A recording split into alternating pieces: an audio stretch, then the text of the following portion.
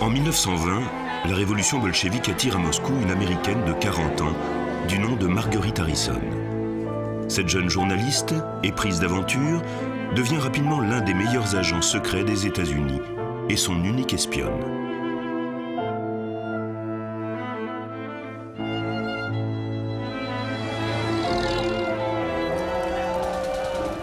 C'est sous le couvert d'un reportage pour un journal de Baltimore que Marguerite se rend en Russie pour observer cette révolution qui bouleverse l'ordre du monde.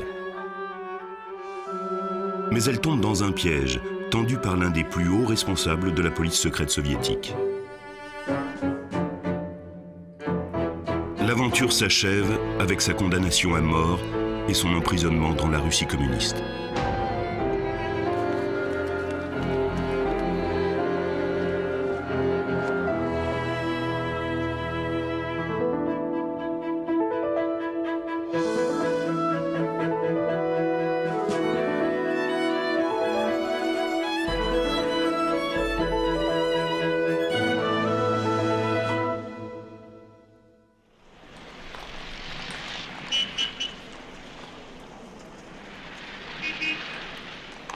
Juin 1915, à Baltimore, dans le Maryland.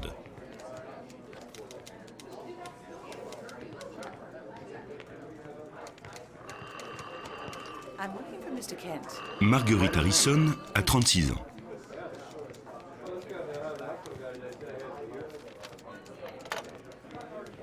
C'est une jeune femme intelligente et audacieuse qui a passé toute sa vie dans la haute société européenne et américaine. Mariée depuis 14 ans à Tom Harrison, un agent de change talentueux, Marguerite est d'une grande beauté. C'est une épouse mondaine parfaite.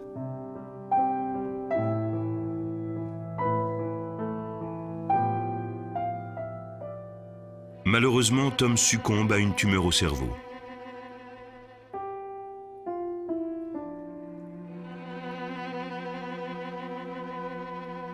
Et le monde de Marguerite s'écroule soudain. Ne plus penser, ne plus rien ressentir. J'ai trop souffert. Plus jamais je ne souffrirai ainsi.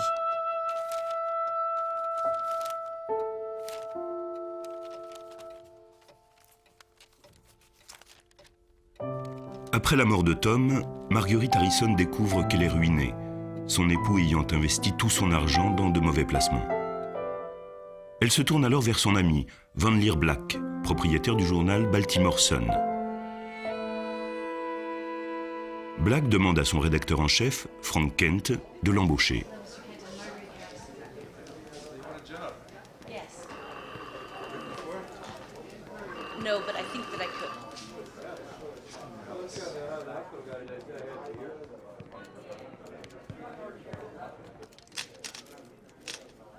Marguerite n'ayant aucune expérience de l'écriture, Frank Kent la nomme assistante de rédaction à la rubrique mondaine. Le journalisme est un monde d'hommes. Le seul domaine que l'on daigne laisser aux femmes est celui des mondanités.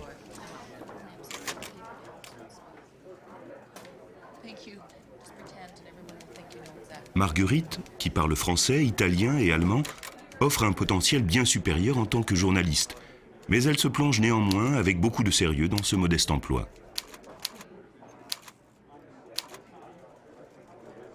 Un mois plus tard, Frank Kent lui confie le poste de critique dramatique et musicale. Elle a trouvé sa vocation. J'ai toujours eu la passion de la vérité. Et je commençais à développer un véritable instinct de reporter.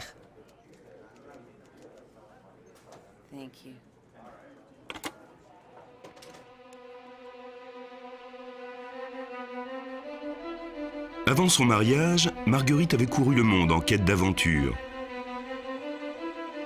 Et son vieux démon se réveille à présent.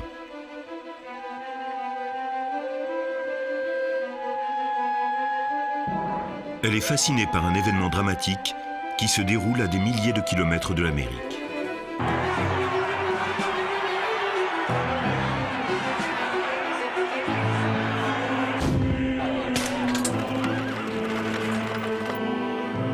Mars 1917. Le peuple russe se révolte contre les horreurs de la Grande Guerre.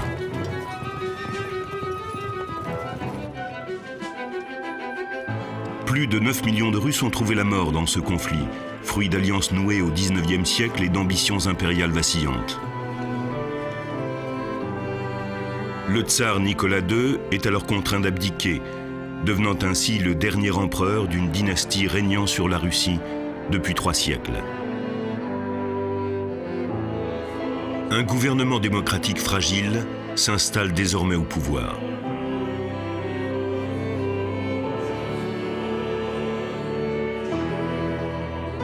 Cet événement sans précédent marque la fin de l'ordre ancien et l'avènement du nouveau.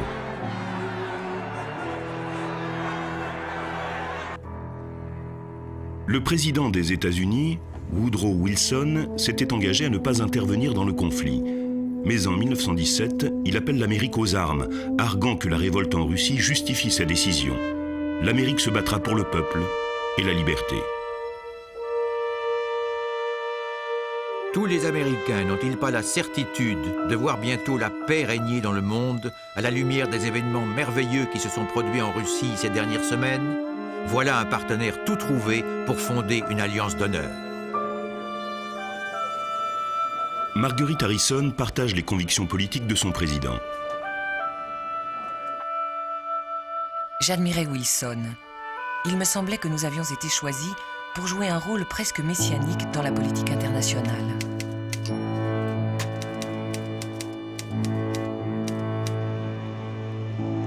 Elle commence à s'intéresser aux émigrants européens de Baltimore et constate qu'eux aussi sont opposés à une guerre menée au nom de l'ancien ordre établi.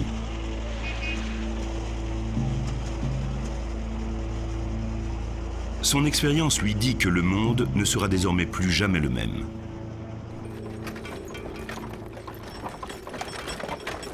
Aucun pays ne pouvait échapper aux conséquences du bouleversement en Europe. Les implications de la guerre étaient bien plus sociales que politiques. Je compris alors que ma génération allait vivre une ère de changement et d'expérimentation. En octobre 1917, le parti bolchevique russe renverse le gouvernement démocratique. Les bolcheviks sont des communistes fervents et militants qui se révèlent très vite des ennemis de l'impérialisme et de la démocratie.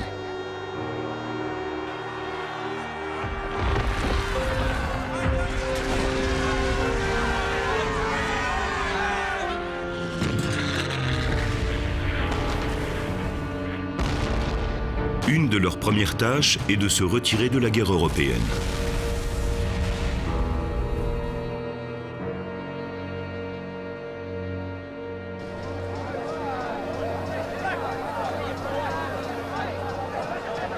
En décembre 1917, Léon Trotsky entame des négociations de paix avec les Allemands.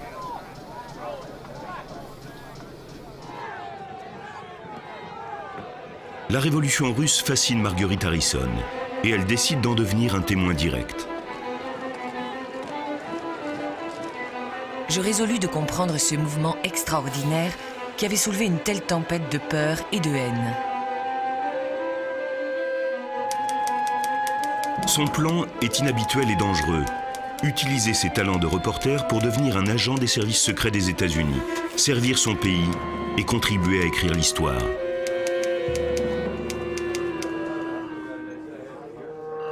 L'espionnage ne pouvait être que dangereux.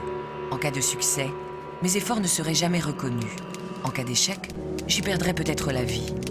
Mais pour mon gouvernement, j'étais prête à prendre ce risque.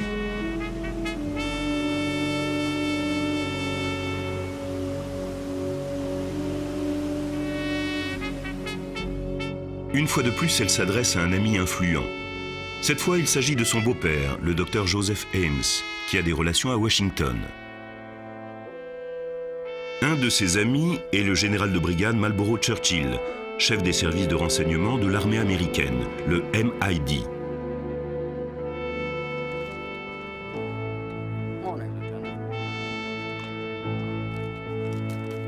En mai 1918, le docteur Ames écrit à Marlborough Churchill au MID pour lui recommander Marguerite.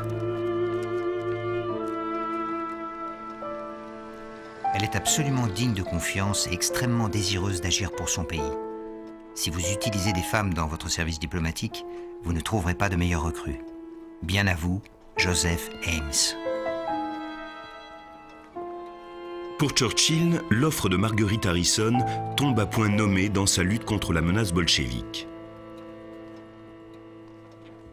Le chef des soviets, Vladimir Lénine, ambitionne de faire du rêve marxiste une réalité, et les puissances occidentales craignent alors sincèrement que la révolte des travailleurs ne submerge la planète.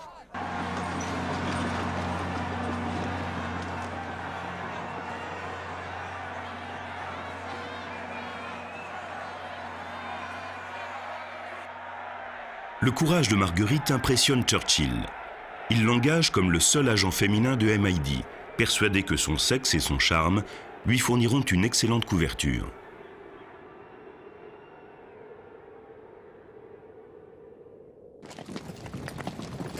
C'est alors qu'en novembre 1918, la guerre prend fin. Sentant la défaite proche, l'Allemagne se rend, le Kaiser part en exil et le gouvernement impérial s'effondre.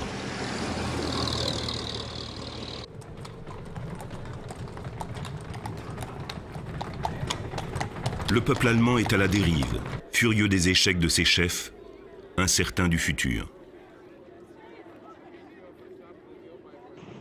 Son armée épuisée, son peuple affamé, l'Allemagne est mûre pour une révolution. Pour les bolcheviks, c'est une occasion unique.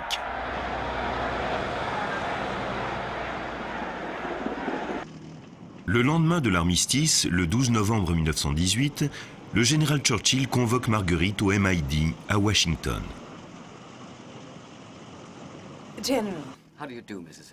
Sa mission, se rendre à Paris pour prendre ses ordres. De là, elle devra partir pour l'Allemagne vaincue et réunir des renseignements sur l'insurrection communiste.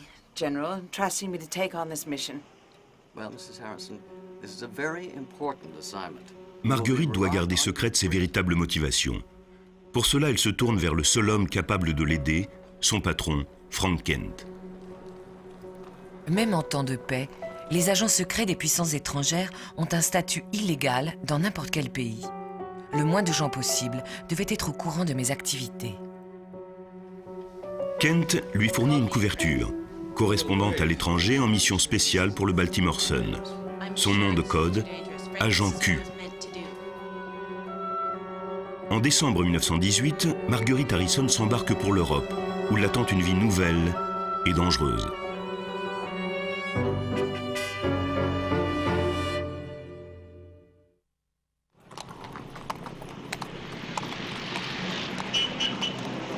À Paris, elle est l'un des 40 agents américains chargés de fournir des renseignements au président Wilson pendant la conférence sur la paix.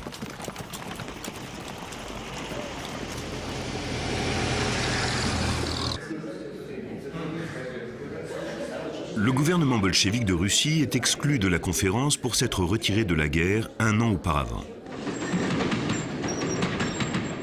L'Allemagne aussi est exclue. Marguerite est donc le lien vital de Wilson avec l'Europe de l'Est pendant les 6 mois que durent les négociations.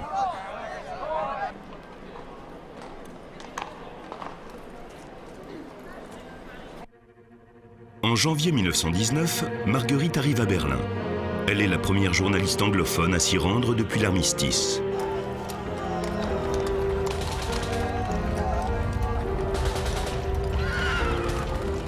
Elle se retrouve prise dans un feu croisé entre les rouges révolutionnaires et les troupes gouvernementales.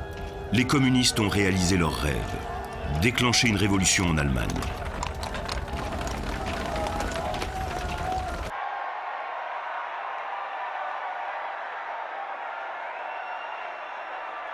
Persuadé que l'Allemagne lui ouvrira les portes de l'Occident, Lénine a infiltré le pays d'un réseau de propagandistes et d'agents.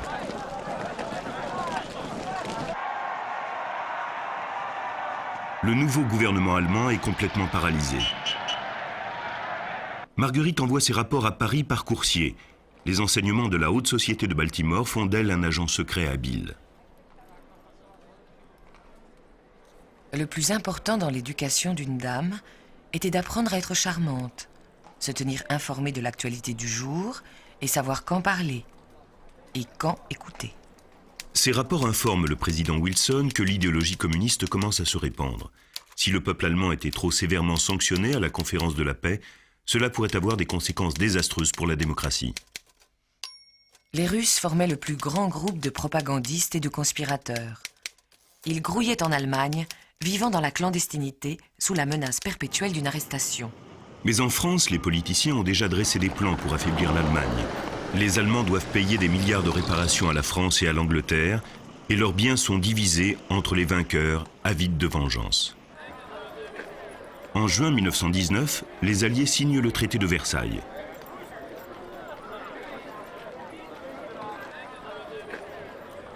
Un traité qui marque l'avènement d'une nouvelle Europe de l'Est, avec des pays détachés de l'ancienne Russie, de l'Allemagne et de l'Empire austro-hongrois. Marguerite Harrison est consternée. Sa foi en l'idéalisme de Wilson s'effrite et elle prévoit de graves conséquences. Conditions de paix? Quelles conditions de paix? Il serait plus approprié de parler de conditions de guerre. Marguerite reçoit l'ordre de quitter Berlin. Mais avant, elle a une dernière mission. Démasquer un compatriote, Robert Minor, qui travaille en Allemagne comme agitateur bolchevique. Le MID pense que Minor fait circuler des tracts parmi les soldats américains basés en Europe, les incitant à se mutiner contre leur chef.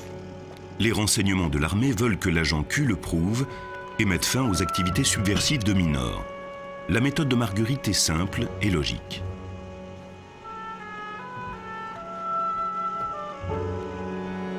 Elle déduit que Minor doit faire appel à un imprimeur local et retrouve celui-ci qui confirme avoir travaillé pour Minor.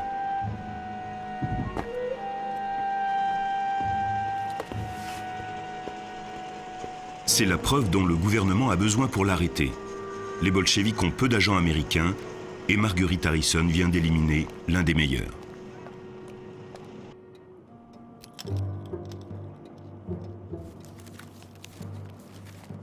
Elle rend compte de son succès au MID à Washington sans se douter que sa mission a été trahie.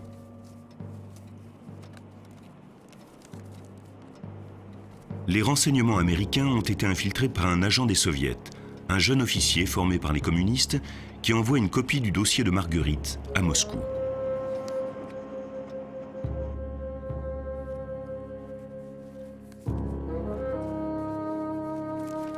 Au bureau de la Tchéka, le pendant soviétique du MID, Solomon Mogilievski apprend ainsi la véritable identité de l'agent Q.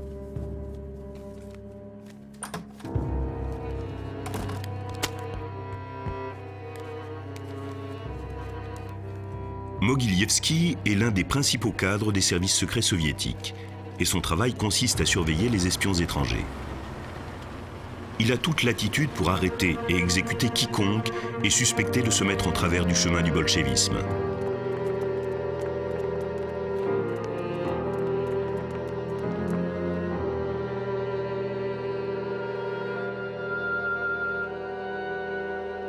Mogilievski est l'un des collaborateurs les plus sûrs de Lénine.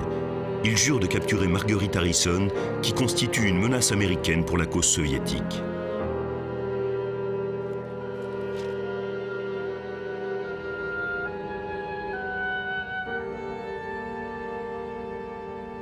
En juillet 1919, l'agent Q rentre à Baltimore et reprend son emploi de journaliste au Sun.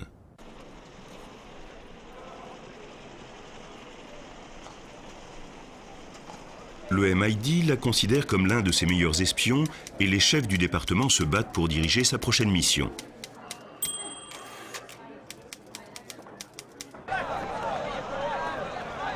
Son expérience à Berlin l'a convaincu que la révolution russe n'est pas un feu de paille. N'ayant pas réussi à changer le cours des choses à Versailles, elle est déterminée à essayer à nouveau. Je pouvais rendre de grands services à mon pays en rassemblant des informations qui aideraient notre gouvernement à établir une politique précise vis-à-vis des bolcheviks.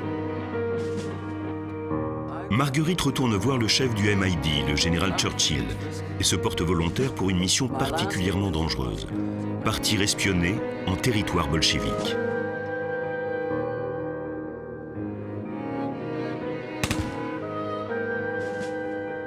La Russie est alors déchirée par une violente guerre civile. Et avec l'aide des puissances alliées, les Russes anticommunistes se regroupent pour ébranler la fragile entreprise des bolcheviks. Mais la Tchéka riposte. Les espions étrangers sont une de ses cibles favorites, conséquence de la paranoïa de Vladimir Lénine.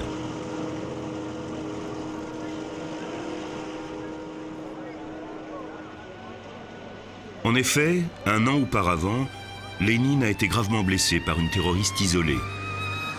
Depuis, il est convaincu que des agents étrangers sont à l'origine de l'attentat qui a failli lui coûter la vie. Et il ordonne à la police secrète de les traquer.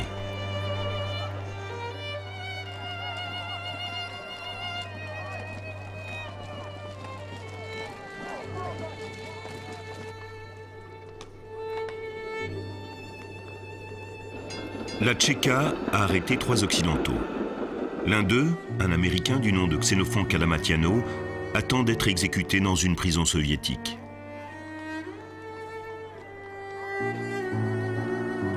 Churchill rappelle à Marguerite Harrison qu'elle risque de connaître le même sort si jamais elle se fait prendre, car personne ne viendra la secourir. Marguerite voyage sous sa couverture habituelle de correspondante à l'étranger pour le Sun et Associated Press. Son nouveau nom de code est Agent B.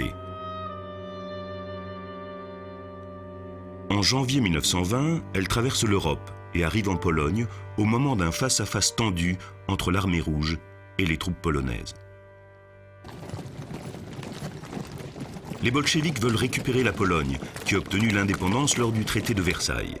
Mais celle-ci refuse de devenir communiste et se prépare au combat.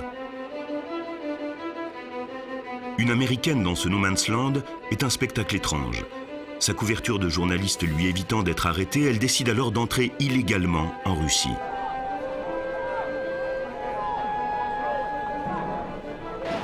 Elle stupéfie l'armée rouge.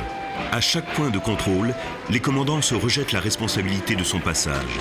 Cette maladresse bureaucratique lui permet d'entrer en Russie, escortée par l'armée rouge. Marguerite atteint Moscou début février. La Tchéka est informée de son arrivée inattendue et illégale.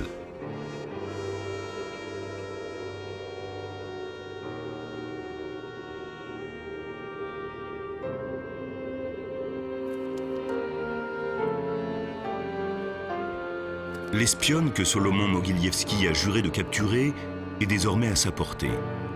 Marguerite ignore totalement qu'elle a été démasquée, mais Mogilievski prend tout son temps, jouant au chat et à la souris.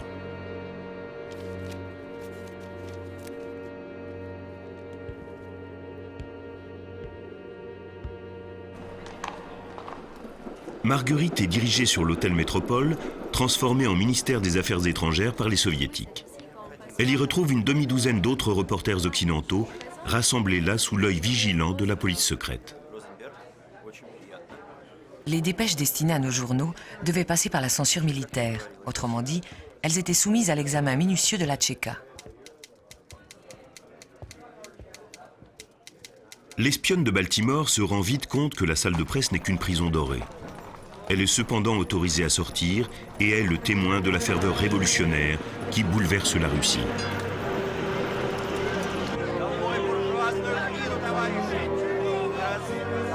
À tous les coins de rue, des pancartes de propagande incitaient l'armée des ouvriers à soutenir le mouvement. Des affiches dépeignaient les capitalistes du monde entier, assis sur leurs sacs d'argent. D'immenses banderoles montraient des ouvriers musclés brandissant le drapeau du prolétariat. Moscou semble prospérer sous la férule bolchevique, comparée à la misère qui règne en Allemagne. À première vue, le système communiste semble fonctionner. Et Marguerite interviewe certains de ses architectes. Georges Tchitcherine, commissaire aux affaires étrangères. Karl Radek, le propagandiste le plus virulent du parti. Elle rencontre même par hasard Léon Trotsky au Kremlin. Elle assiste à un discours de Lénine et comprend immédiatement son ascendant sur le peuple. Lénine ne m'impressionna pas par son éloquence, mais plutôt par son immense sincérité, sa force tranquille et sa confiance en soi inébranlable. Ce qu'elle voit convainc Marguerite que la révolte mondiale est imminente. À mon avis, le gouvernement soviétique va concentrer tous ses efforts sur le déclenchement de crises économiques en Amérique, en Allemagne et en Angleterre.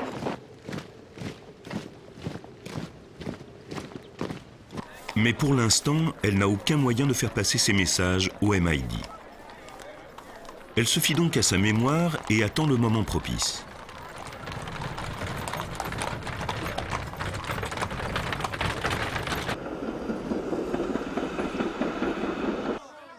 Peu à peu, elle découvre des failles dans la propagande soviétique. Clandestinement, elle fait la connaissance de factions de plus en plus importantes opposées à la cause communiste. Elle interviewe également l'homme chargé d'éliminer ses ennemis politiques internes.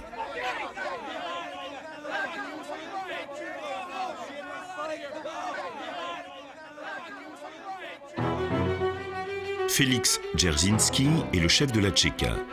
Il a passé beaucoup de temps dans les prisons de l'Ancien Régime et aujourd'hui, il est le représentant suprême des forces de l'ordre de la nation. Une tâche qu'il accomplit à la perfection.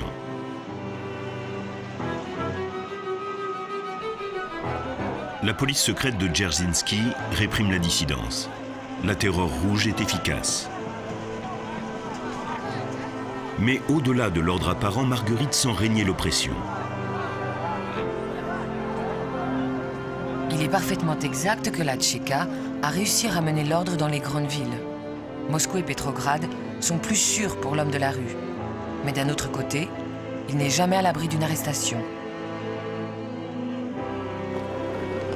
En avril 1920, à Moscou depuis 3 mois, Marguerite commence à se douter que la Tchéka la surveille.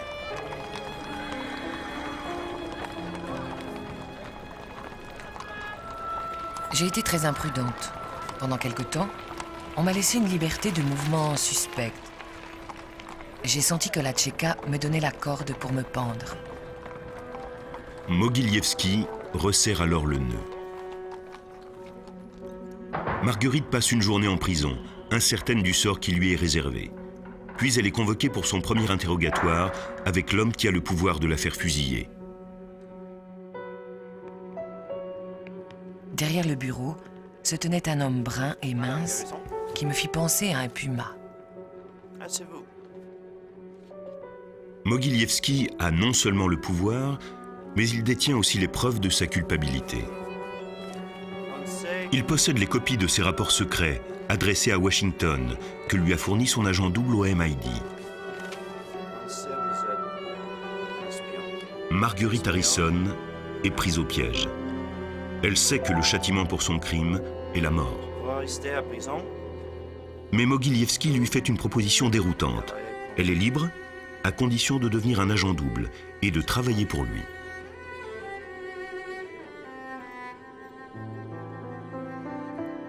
J'eus l'impression d'être déjà morte et de renaître dans un monde cauchemardesque. Je regardais Mogilievski droit dans les yeux. « J'accepte votre proposition », lui répondis-je calmement. Si calmement que je m'étonnais moi-même. Pour l'instant, Marguerite a réussi à sauver sa vie. Mais bientôt, elle doit décider si elle trahira son pays.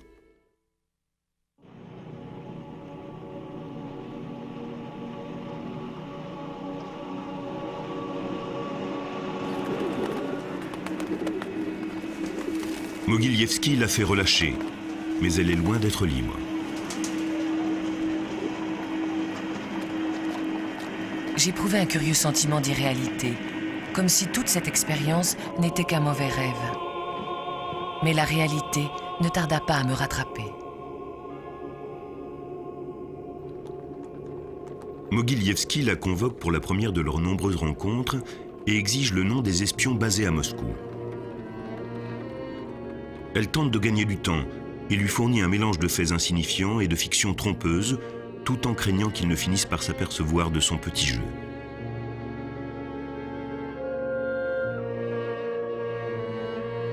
Je dus faire appel à toute mon ingéniosité pour donner à Mogilievski des informations qui le satisferaient sans nuire à quiconque. Ce n'était qu'une question de temps avant qu'il ne se rende compte que je le trompais.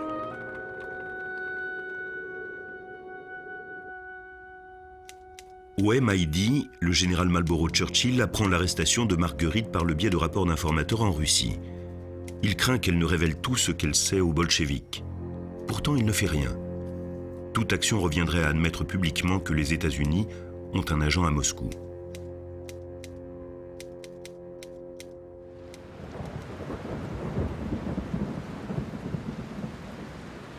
L'agent B est seul, sans possibilité de fuite, attendant la visite inévitable de la police secrète russe. J'étais désespérément seule. J'avais le mal du pays et l'attente du dénouement inéluctable me pesait terriblement. J'étais comme morte. Mais Marguerite ne craque pas et décide de jouer le jeu selon ses règles. Elle continue d'espionner malgré sa crainte d'être brisée à tout moment par Mogilijewski.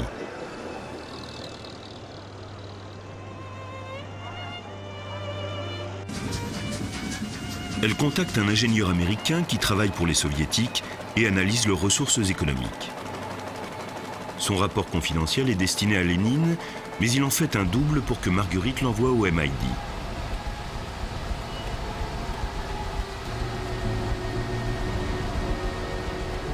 Marguerite risque sa vie en confiant le rapport à un homme d'affaires letton qui lui promet de le faire passer en Amérique par la valise diplomatique.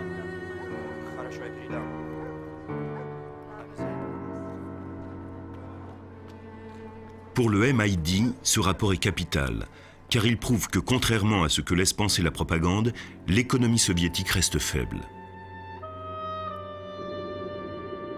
La Tchéka arrête l'ingénieur sans savoir que Marguerite est son contact du MIT. Cet ingénieur n'est pas la seule victime américaine de la Tchéka. Xénophon Kalamatiano, accusé d'être un conspirateur, est en prison depuis près de 2 ans. Et un partisan anticommuniste du nom de Merian Cooper a été arrêté lui aussi.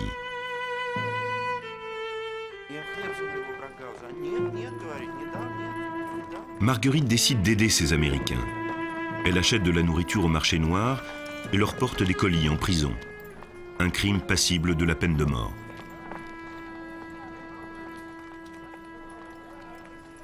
Je fis tout ceci au grand jour, sans y avoir été autorisé par le gouvernement des Soviets. Ce fut mon expérience la plus dangereuse en Russie. Pourtant, la Tchéka ne l'arrête pas. La police secrète doit désormais affronter un problème nettement plus grave, car la Pologne, soutenue par les Alliés, est en guerre contre la Russie soviétique et Moscou grouille d'espions polonais.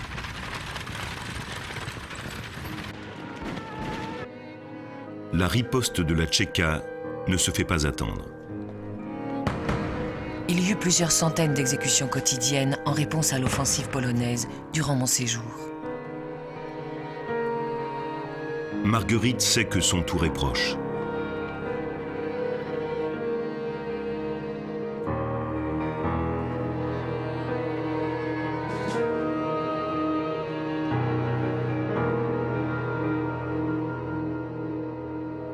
Le 20 octobre 1920, le jeu dangereux de l'agent B est terminé.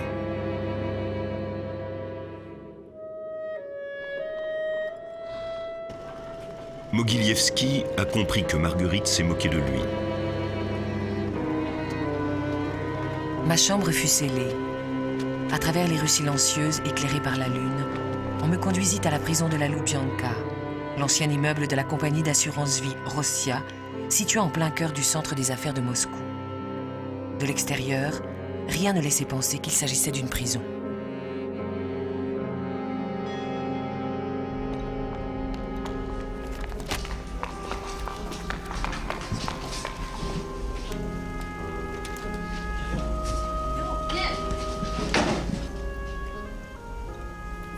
Marguerite est incarcérée. Il n'y aura pas de procès. Toute protestation est inutile.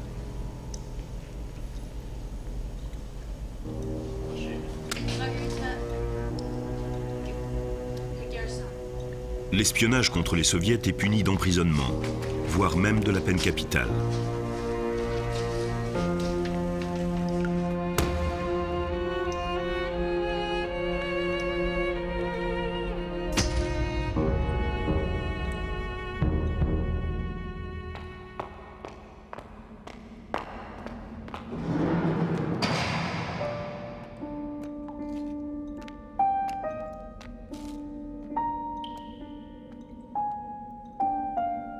Les mots écrits sur les murs de sa cellule la plongent dans un profond désespoir.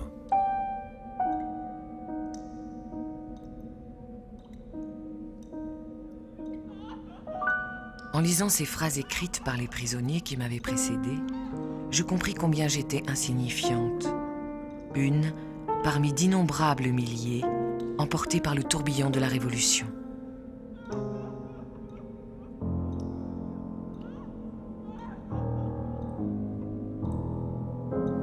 Washington, ses chefs décident de ne pas bouger. Les règles de l'espionnage sont claires. Nier l'existence de leur agent, même si sa vie est en danger. Les journaux annoncent que la journaliste de Baltimore a été arrêtée. Mais Frank Kent sait que sa célèbre correspondante est aussi une espionne. Il ne peut rien faire pour l'aider.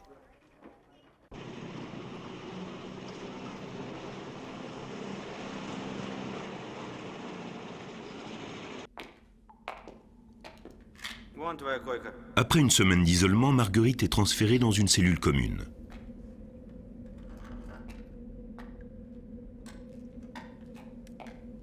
Là sont enfermés des aristocrates aussi bien que des paysannes.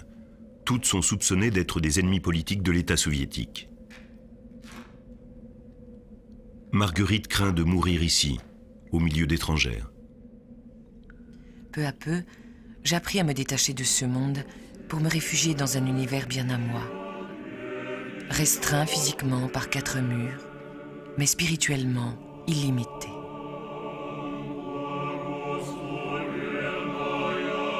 Les choses ne font pourtant qu'empirer. En 1921, la Russie est ravagée par la famine. Des centaines de milliers de personnes sont déjà mortes et la pénurie de blé risque de faire des millions de victimes supplémentaires. Mais le gouvernement bolchevique se refuse à demander une aide extérieure. À la Loubianka, les portions sont rationnées et les aliments sont pourris pour la plupart. Soupe de hareng, pain noir et dur, infusion de fanes de légumes suffisent à peine à maintenir les femmes en vie.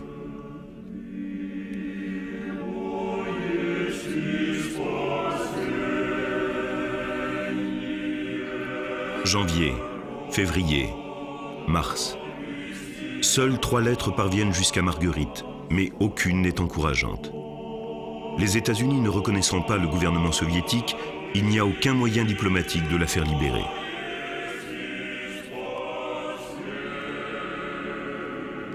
Sous-alimentée, enfermée dans une cellule grouillant de vermine, Marguerite sent la fin proche. Ma santé commença à se ressentir terriblement de ce long emprisonnement sans aucun exercice physique. J'étais continuellement fiévreuse et affaiblie. En avril, après une évasion audacieuse, Marianne Cooper parvient en Lettonie. Compte tenu des conditions d'incarcération épouvantables à la Loubianka, il estime que Marguerite n'a plus que quelques semaines à vivre.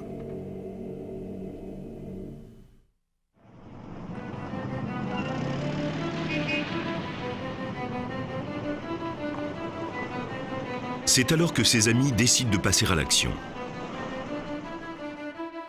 Le propriétaire du Baltimore Sun, Van Leer Black, convainc le sénateur du Maryland, Joseph Friends, de se rendre en Russie pour faire libérer Marguerite. Le sénateur ignore qu'elle est une espionne et que Mogilievski a toutes les preuves pour justifier sa détention.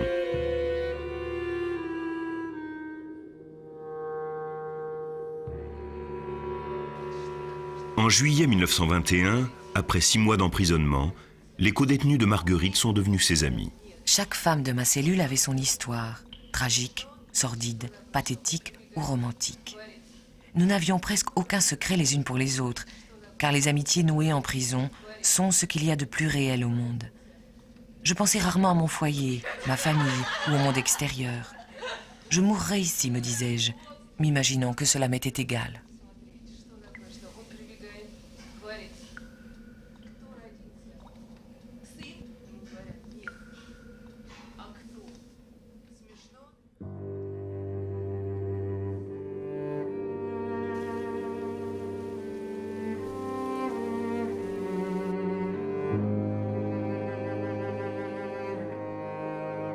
Alors que tout espoir semble perdu, les bolcheviks sont obligés de demander de l'aide.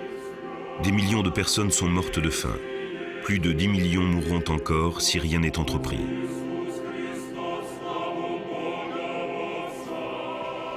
L'American Relief Administration accepte à une condition, que tous les prisonniers américains soient relâchés. Marguerite Harrison est libre, mais bannie à jamais du territoire soviétique. C'est un moment enivrant, mais étrangement triste. Ce fut très dur de dire au revoir à mes amis russes. Ces femmes à qui du fond du cœur, J'appliquais le terme si galvaudé de « camarade ». Avant d'être rendue à la liberté, Marguerite est emmenée au bureau de Mogilievski, qui lui fait aimablement ses adieux. « Certes, vous et moi avons été ennemis, me dit-il, mais j'espère que vous comprenez qu'il n'y avait là rien de personnel et que vous reviendrez en Russie sous de meilleurs auspices. » Pour sa part, Marguerite prie de ne jamais revoir Mogilievski. Ce ne sera pas le cas.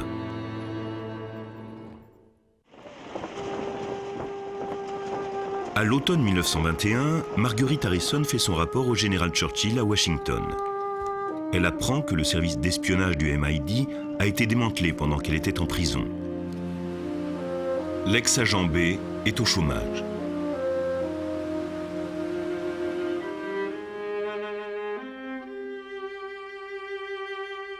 Marguerite en profite pour écrire ses mémoires, mais passe sous silence ses activités d'espionne.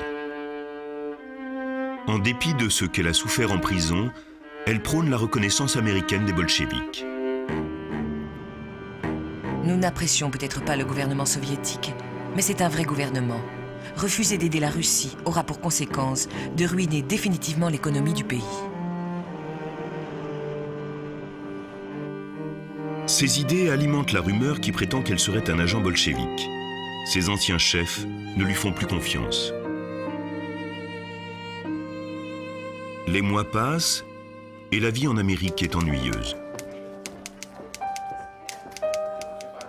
Je ne parvenais pas à trouver ma place chez moi. En Amérique, il me manquait une certaine qualité que j'avais trouvée en Russie. Une capacité à faire la distinction entre le matériel et le spirituel. Grâce à elle, j'avais acquis un nouveau sens des valeurs et une indifférence totale aux choses matérielles.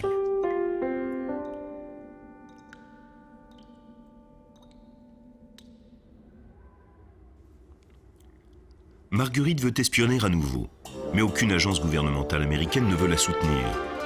Elle décide donc de partir seule pour l'Extrême-Orient. L'expansion japonaise dans le Pacifique inquiète les États-Unis.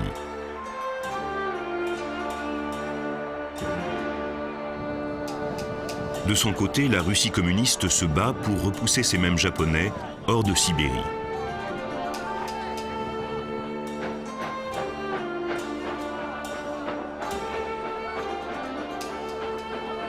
Pour une fois, la Russie et les États-Unis sont d'accord sur un point. Le Japon est une menace sérieuse. En juin 1922, moins d'un an après sa libération d'une prison moscovite, Marguerite se lance dans sa propre mission d'espionnage.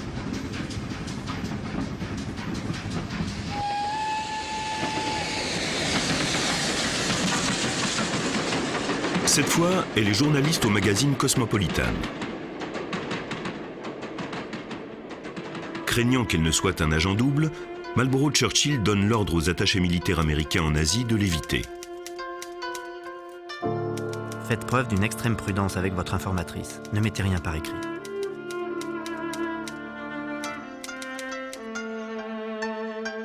Marguerite arrive à Tokyo en juillet.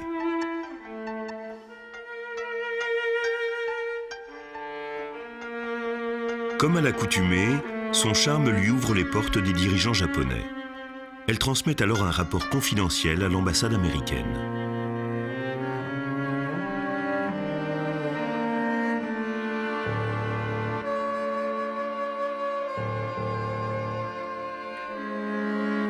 Un mois plus tard, elle envoie un rapport détaillé au ministère des Affaires étrangères sur les abondantes ressources naturelles de la Sibérie.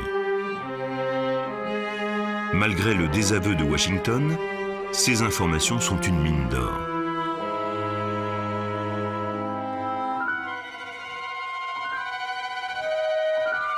En novembre, Marguerite traverse le désert de Gobi en Mongolie.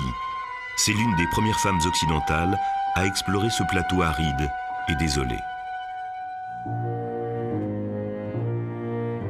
Son périple la rapproche de façon terriblement tentante du territoire soviétique, où elle est persona non grata. Mais la soif d'aventure est plus forte que le danger. J'étais surtout poussée par l'insatiable bougeotte qui me possédait. J'en avais assez de la sécurité, du confort et de la vie facile. En novembre 1922, Marguerite arrive à Tchita, dans le sud de la Sibérie.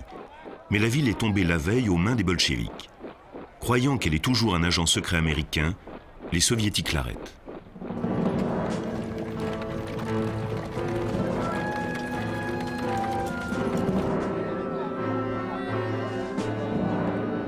Au début, Marguerite n'est pas inquiète. Les temps ont changé et la Russie dépend désormais de l'aide alimentaire américaine. L'emprisonner serait une erreur diplomatique.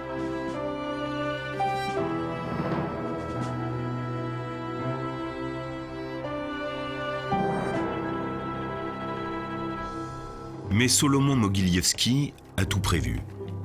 Le gouvernement américain ne saura jamais que Marguerite Harrison a été arrêtée. Et pour cela, il l'a fait transférer secrètement à Moscou. Cette fois, tout secours diplomatique est exclu. Je me préparais à un procès secret et à l'oubli.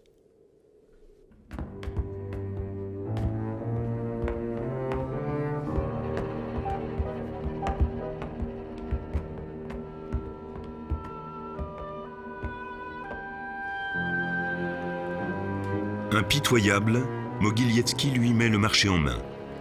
Travailler comme agent soviétique ou mourir. C'est la peine de mort, vous travaillez avec nous. Marguerite refuse tout compromis. Je ne travaillerai plus jamais pour un gouvernement, le mien ou le vôtre, lui dis-je. Plutôt mourir en prison. Allez-y! Les dés sont jetés.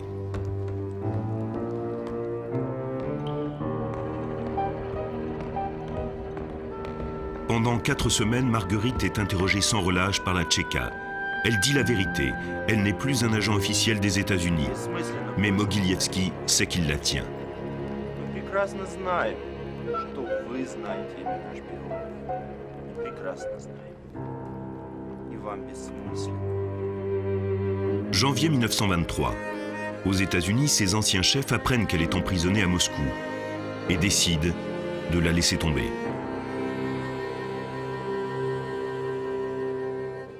Après tout, c'est elle qui a voulu effectuer cette mission en Asie, pas eux.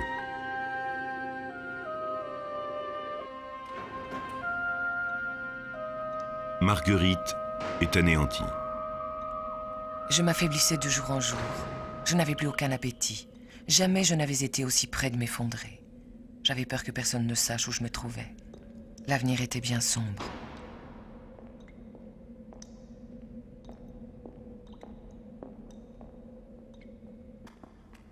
Février 1923. Alors que la date de son procès approche, Marguerite est sauvée par un coup de chance inattendu. Un représentant d'un organisme humanitaire qui visite la prison la reconnaît. Il envoie un message à ses supérieurs aux États-Unis. Marguerite Harrison est vivante. L'American Relief Administration exige alors sa libération. Et les Soviétiques qui ont besoin de nourriture sont contraints de la relâcher. Le plan de Mogileevski a échoué.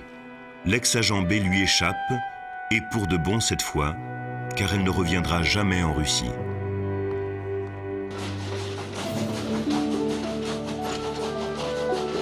Sa liberté d'esprit et sa soif d'aventure lui ont presque coûté la vie. Elle jure de rentrer chez elle et de s'assagir.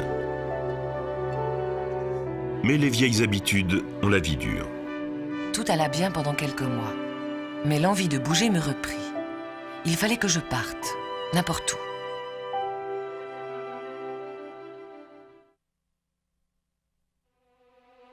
En 1924, Marguerite Harrison s'associe avec Marianne Cooper, l'un des prisonniers qu'elle avait aidé lors de son premier voyage en Russie. Elle est la productrice et la vedette du premier grand film de Cooper.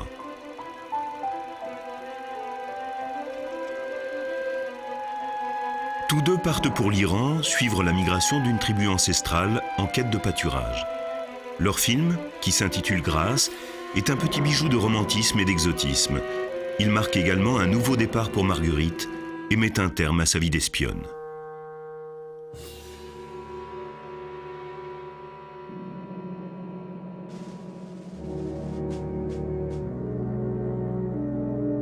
Marguerite Harrison vivra jusqu'à l'âge de 88 ans et inspirera une nouvelle génération d'exploratrices. Pourtant, sa mission à Moscou restera la pierre de touche de sa carrière. L'aventure secrète qui faillit causer sa perte, mais lui ouvrit pourtant les portes de la liberté. Pourrais-je me faire une place dans mon propre pays, où je me sens presque étrangère? Je ne saurais le dire. Je n'essaie même pas d'envisager un avenir lointain. Hier appartient au passé, et je ne vois pas plus loin que demain.